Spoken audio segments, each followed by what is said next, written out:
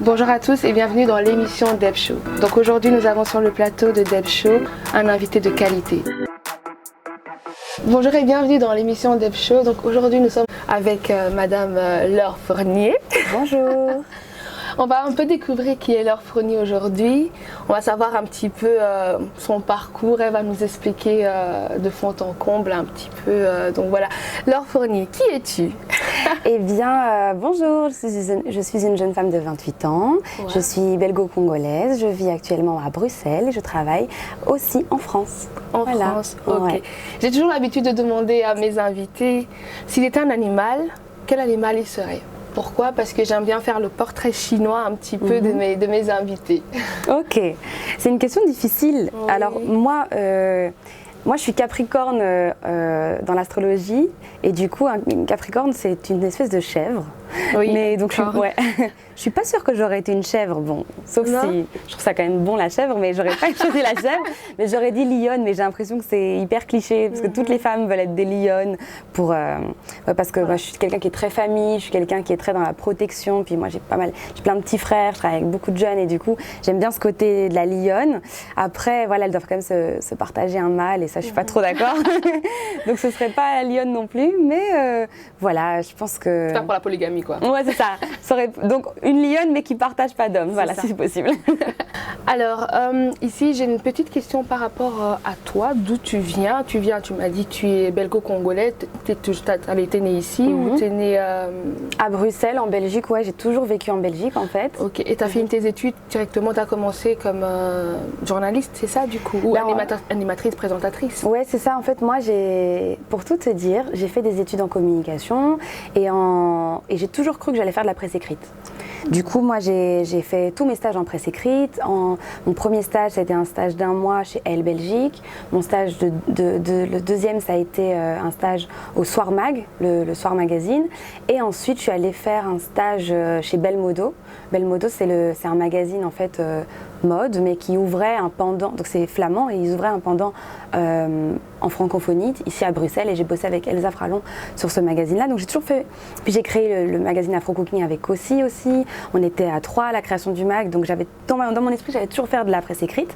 Et puis finalement, en sortant de mes études, parce que là j'étais encore aux études en faisant tout ça, en sortant de mes études, il y a mon meilleur ami Darez qui faisait de la radio et qui me dit: Laure, moi je trouve que tu as une chouette voix, tu devrais faire de la radio avec moi.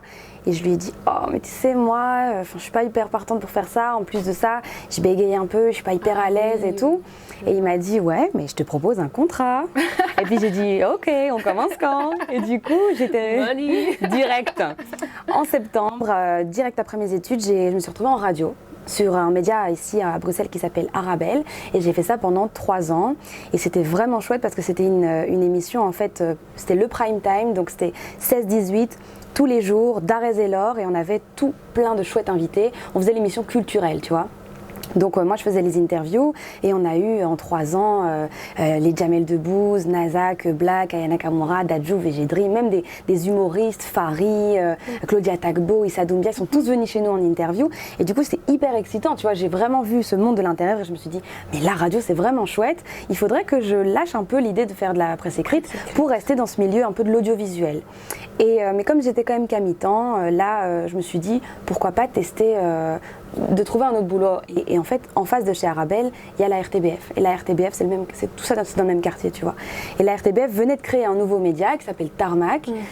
Et là, on est, je crois, au mois de septembre, octobre. Et Tarmac venait tout juste d'être créé depuis le mois de juin. Donc ça faisait peut-être quelque chose comme 3 mois que ça existait. Et donc moi, je sonne, c'est une façon de dire parce qu'en gros j'envoie un message et je dis: écoutez, vous êtes un média, je suis animatrice des médias, vous devriez m'embaucher. Oh, et puis, quelle audace! Ouais, vraiment quelle audace. Et puis là il y a le patron, le chef édito, Accro, qui me dit: écoute, t'es bien gentil, mais nous on n'embauche pas des personnes, on embauche des concepts. Alors qu'est-ce que tu proposes?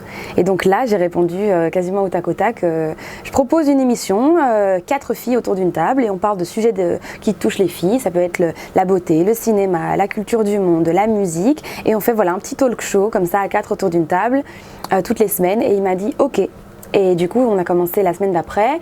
On a fait au début un test. Ça a duré 8 semaines. Ça s'appelait Milkshake. Et donc, au début, on avait mis Milkshake, la chanson de Kélis. C'est ça, exactement. On a fait ça pendant 8 semaines et comme ça a bien pris, on a fait une saison complète. Donc, on a commencé en octobre et on a fini en juin.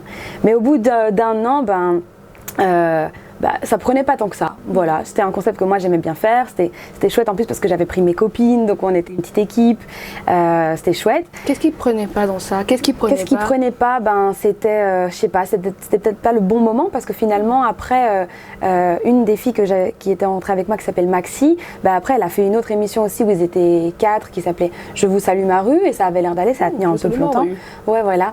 Et du coup, qu'est-ce qui s'est passé? L'équipe a été dissolue, mais moi je suis restée et j'ai développé les recettes. Et donc j'ai fait les recettes sur Tarmac pendant un an. Ça s'appelait Food Tricks et c'était des petits IGTV pour donner envie aux jeunes de faire à manger. Donc on faisait des tiramisu, on faisait des pizzas carnivores, plein de trucs, des sushis, des makis, plein de petits trucs comme ça. J'ai fait ça pendant un an et puis je suis devenue le backup d'Anne-Sara sur Easy News et puis après je me suis mise à animer l'émission. Donc c'est vraiment petit à petit que j'ai commencé, les choses se sont un peu faites au jour le jour, oui. C'est ça. Et en fait moi comme j'en ai jamais assez, à un moment donné je me suis dit pourquoi pas tester la télé. C'est là que je me suis retrouvée sur Max et Vénus sur la 2, j'ai été chroniqueuse là-bas, j'ai fait de la radio sur Pure FM, puis là j'ai fait une saison chez Vivacité, donc en même temps que ça je faisais toujours plein d'autres trucs en même temps parce que j'aime bien quand ça bouge quoi. Quand on prend Easy News, c'est vrai que c'est pas des sujets très faciles, c'est pas des sujets simples. Oui c'est vrai. Donc comment est-ce que tu vivais ça? Parce que tu dois t'en prendre plein la figure, parfois aussi en privé, non? Ou parce que tu es à l'effort. Hein. Moi, j'aimais bien. Disons qu'en fait, on n'a pas, nous de l'intérieur, on voit pas ça toujours comme les gens le voient de l'extérieur. C'est-à-dire qu'en fait, quand tu prépares l'émission, tu choisis ton sujet, tu l'écris, puis après tu le fais corriger pendant au moins 1 heure avec une journaliste. On travaille ensemble le sujet, puis après tu retravailles ton texte, puis tu l'animes. Puis après, tu cherches les images, les photos, tu choisis ton titre, tes hashtags pour les réseaux. Donc, tu travailles le truc de fond en comble. Ça sort, mais une fois que ça sort, déjà, il y a des modérateurs pour les réseaux. Donc, en fait, moi, je lisais pas vraiment les commentaires. Du coup, je me rendais pas compte en fait de ce qui se passait dehors. C'est que et alors, tu fais ça tous les jours. Moi, j'ai fait ça pendant 1 an et demi, 2 ans. Et du coup, les sujets, c'est des sujets qui soit me touchaient, soit je voyais que c'était des sujets d'actu. C'était un peu, il fallait en parler maintenant parce que c'était un sujet chaud. Et je me lançais. Et puis, en général, moi, je n'ai pas la langue dans ma poche, donc j'essaie de trouver des sujets qui vraiment pouvaient donner envie aux jeunes comme aux vieux, tout type de personnes. Mais c'est vrai, c'est plus tard en fait, c'est plus tard, au bout d'1 an, où les gens commençaient à me dire t'es pas la fille d'Easy News, j'ai aimé ton sujet sur l'Algérie, j'ai aimé ton sujet sur le Congo, j'ai trouvé ça intéressant, tu m'as fait ouvrir les yeux sur le féminisme et tout. C'est plus tard en fait où je me suis dit les gens ils regardent vraiment, tu vois. Ils regardent vraiment et puis du coup, mais ça va, moi personnellement, ça pouvait m'arriver de temps en temps que quelqu'un me trouvait sur Insta pour m'envoyer un message privé pour me dire tu n'aurais jamais dû dire ça, mais c'était rare et puis en plus, moi si j'ai pas envie de répondre, je réponds pas. Donc ça me faisait pas vraiment un poids sur la conscience quoi. En plus je trouve que si ça a pu arriver de temps en temps que je sois vraiment blessante et ça franchement bien sûr parfois je l'ai regretté, tu vois, mais dans l'ensemble je pense pas que je disais des choses qui pouvaient blesser des communautés, donc dans l'ensemble on m'a pas trop insultée. Et comment vis-tu ton succès, parce que tu es quand même quelqu'un de connu, sur Instagram, comment le vis-tu ici au quotidien? Je dirais que pour moi ça n'a pas changé grand chose, je me sens pas quelqu'un de connu, je me sens pas quelqu'un dans le succès, je dirais juste que j'ai un petit début de personnalité publique, donc ça peut arriver maintenant que les gens pensent qu'ils m'ont déjà rencontré, qu'ils me disent ça va, tu vas bien, et je dis est-ce qu'on s'est déjà rencontré? Non, c'est juste que je regarde tes vidéos, je dis du coup c'est normal, je te reconnaissais pas, et du coup il y a des gens qui viennent me parler alors que en temps normal il y a moins de gens qui viennent te parler, mais sinon moi ma vie n'a pas changé, il n'y a rien qui a changé, il n'y a rien qui a changé pour elle, donc tout va bien. Alors, une autre question par rapport on va passer plus côté entrepreneuriat. Je suppose que tu entreprends. Ouais. Voilà, tu entreprends dans quoi? Vas-y, explique-nous un peu. En fait, il faut savoir que dans mon métier, moi je suis journaliste animatrice des médias, donc c'est-à-dire en télé, en radio et sur le web, je suis animatrice. Et c'est un métier, en fait, souvent, tu te lances comme indépendant. indépendant, entrepreneur, personne physique. Tu es une société à toi tout seul et donc tu dois trouver des clients. Finalement, moi, je ne suis pas embauchée par une société, tu vois. Moi, c'est-à-dire que je travaille pour des médias, mais je travaille en fait pour moi-même et je leur vends mes contenus, tu vois. Par exemple, là, pour le Media Move, l'année dernière, j'avais 2 capsules. Il y avait C'est le monde Chica où je faisais le tour des cultures et des traditions et donc je prenais un sujet, ça pouvait être la drague, ça pouvait être la nourriture bizarre, ça pouvait être l'école et je faisais le tour du monde, donc comment on drague au Kirghizistan, en Allemagne, en Belgique, chez les Indiens d'Amazonie, donc c'est un tour du monde par rapport à un sujet et cette capsule-là, moi je la créais 100% en Belgique dans mon bureau et puis du coup la capsule je l'envoie et je la vends à un média et pareil pour mon autre capsule qui s'appelle Attends je t'explique. C'est des petites capsules où je parle d'actualité. Ça peut être qu'est-ce que c'est que, parle-moi des élections aux États-Unis, ou bien qu'est-ce que c'est que le féminisme, qu'est-ce que c'est que le Black Friday, tu vois. Donc je prends un sujet et puis avec un invité, ça peut être une copine, ma mère, mon frère, quelqu'un qui vient s'asseoir à côté de moi, qui me pose des questions, qui simplifie un peu le sujet. Genre, mais Laure, par exemple, j'ai parlé du conflit israélo-palestinien. Attends, je t'explique avec une amie à moi qui me disait, ouais, mais explique un peu qui fait quoi, tu vois. Donc en fait, ça permet de faciliter un petit peu le sujet. Et en gros, ces capsules-là, moi je les crée entièrement, je suis productrice de mes propres capsules et puis je les envoie aux médias qui les publient. Et donc ce qui fait que c'est un petit peu différent que quand, par exemple sur Easy News, c'était pas vraiment le cas. Enfin, sur mes contenus, Tarmac en général, c'était pas vraiment le cas. Il y avait quelqu'un en interne qui filmait, quelqu'un en interne qui montait, qui faisait le produit fini. Et moi, j'étais juste là pour animer. Tu vois, c'est ça la différence entre ce nouveau statut que j'ai de créatrice de mes propres contenus. Ben, ça fait que finalement, il me faut des clients, il faut qu'il y ait des gens en face qui sont prêts à acheter sans cesse mon contenu, si bien que le jour où tu n'as plus de clients, ben, tu ne travailles plus, tandis que quand tu es employé, ben, tu peux toujours être payé sans travailler, quoi. C'est ça. Ouais. Tu n'avais pas peur de tout simplement te lancer comme indépendante parce que, comme tu dis, tu peux te retrouver sans boulot du jour au lendemain, mais quand même tu as foncé. C'est vraiment des qualités d'entrepreneur. Bah, au début, ça m'a pas fait peur parce que, en fait, ça m'a été soufflé. C'est-à-dire qu'un client que j'avais me disait, oui, mais ça m'arrangerait bien que tu sois indépendante. Et puis j'ai dit, bah ouais, pourquoi pas. Alors du coup, je suis devenue indépendante. Au début, c'était un peu galère parce que, vas-y, il te faut ta comptable, il faut garder tes souches TVA, il y a pas mal de trucs à payer, les cotisations sociales, les impôts. C'était beaucoup d'infos, mais je me disais, à l'aise, il n'y a pas le choix. Le client me l'a demandé, je vais le faire. Et c'est plus tard, en fait, quand j'ai réalisé que dans mon métier, tout s'arrête le 30 juin. Donc en fait, on travaille toute l'année, de septembre à juin, et en été, bah, tu ne travailles pas. Donc souvent l'été dans les médias, c'est des contenus différents, c'est la valise, gagner vos vacances, est-ce que vous allez retrouver les mots fléchés pour gagner vos vacances gratuites. Et souvent les contenus télé et radio s'arrêtent au 30 juin et ils disent on se retrouve à la rentrée, bonnes vacances. Et souvent c'est comme ça, les contenus radio et télé ils s'arrêtent, parce que les gens partent en vacances, et si tu regardes bien même en télé, tu vois, même pour les jeunes, c'est toujours des contenus, des séries B françaises spéciales pour l'été. Tu vois, qui s'arrêtent en été, tu vois. Et ça, les gens réalisent pas, c'est que du coup, les gens qui travaillent dans les médias, en été, ils font pas grand-chose. Et là, moi, j'ai réalisé qu'en fait, il fallait que je sois sûre qu'à la rentrée de septembre, mais à toutes les rentrées de septembre, il me fallait un média. Tu vois, en fait, c'est différent que quand tu es employé quelque part et tu te poses jamais la question est-ce qu'il va me reprendre en septembre. Ben non, tu as signé un contrat, bien sûr qu'il va te reprendre en septembre. Et ça a été le petit stress. Et la chance que j'ai, moi, quand même, je touche du bois grâce à Dieu, c'est que je travaille en général pour des gros médias, tu vois, que ce soit Tarmac qui appartient à la RTBF ou Move qui appartient à Radio France.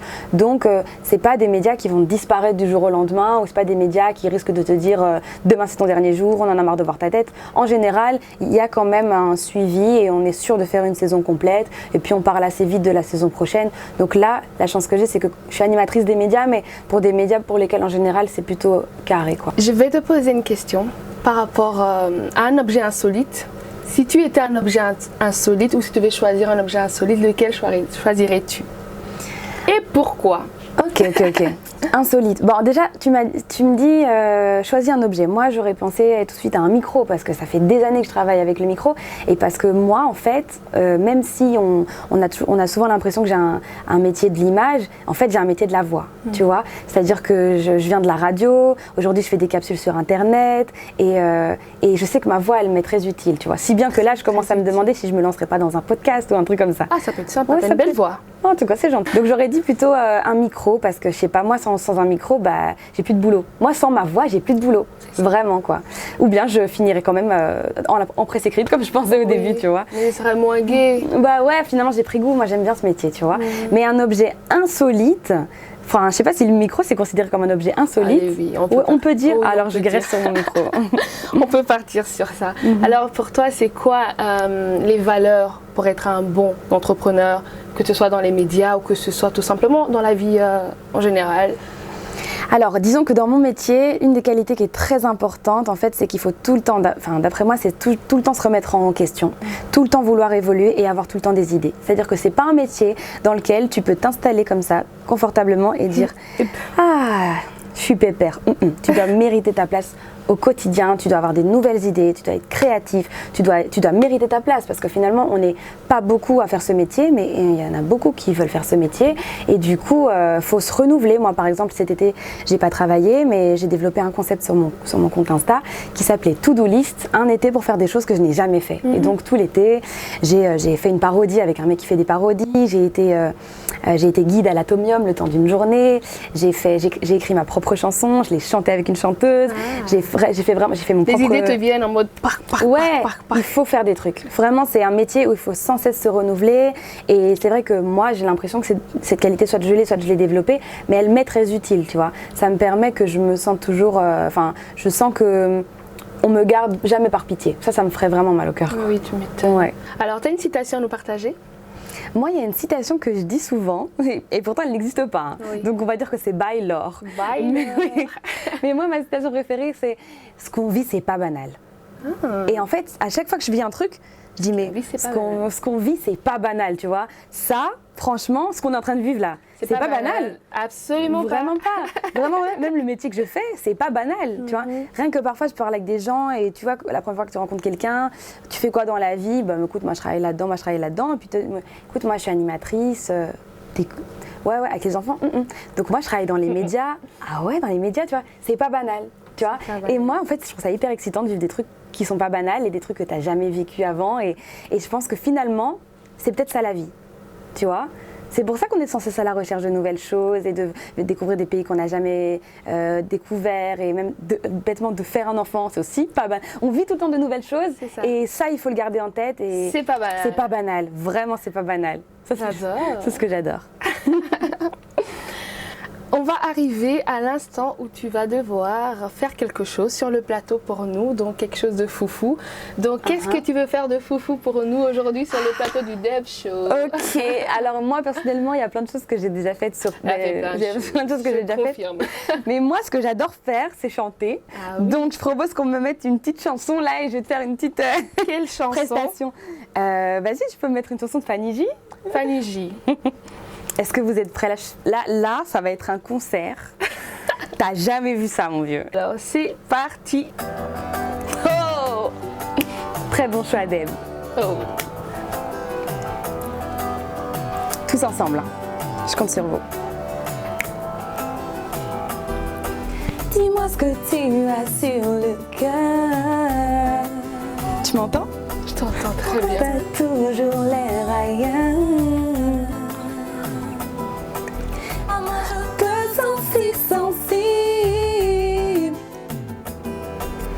Tu m'as l'air inaccessible.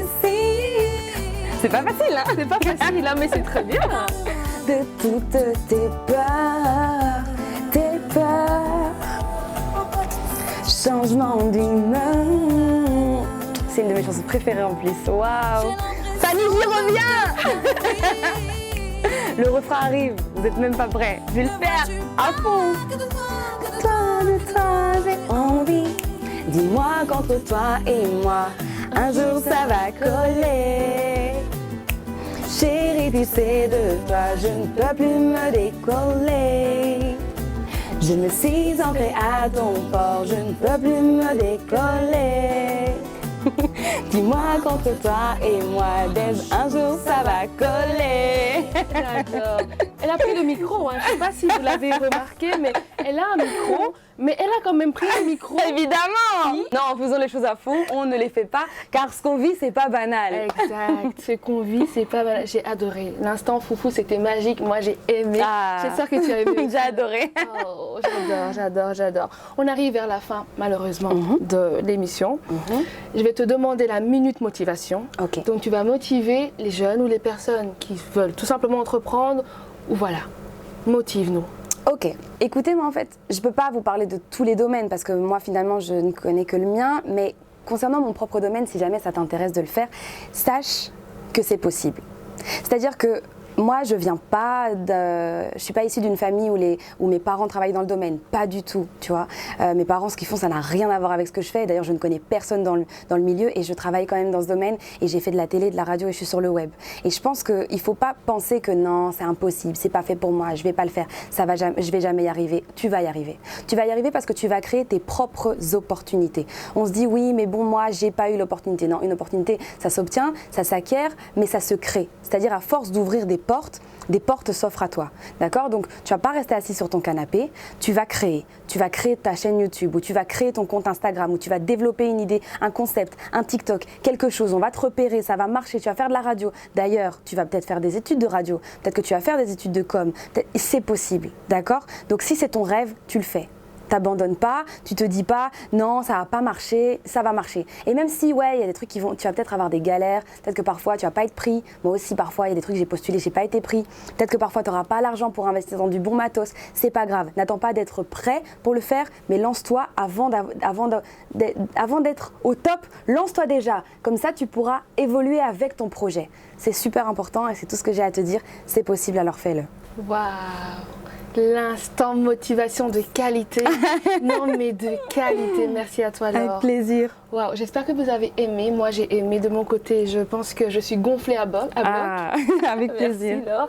On arrive à la fin. Le mot de la fin te revient. Ok, bah écoute, Deb, merci beaucoup de m'avoir reçue.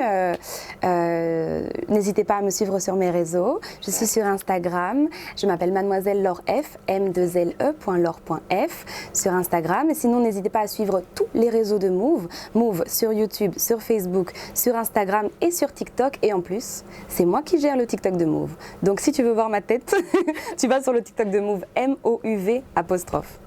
MOUV apostrophe. Merci beaucoup à toi Laure. Avec plaisir. Merci à vous chers auditeurs. Merci d'avoir été présents jusque-là. On se retrouve pour un prochain Deb Show. À très bientôt. Salut.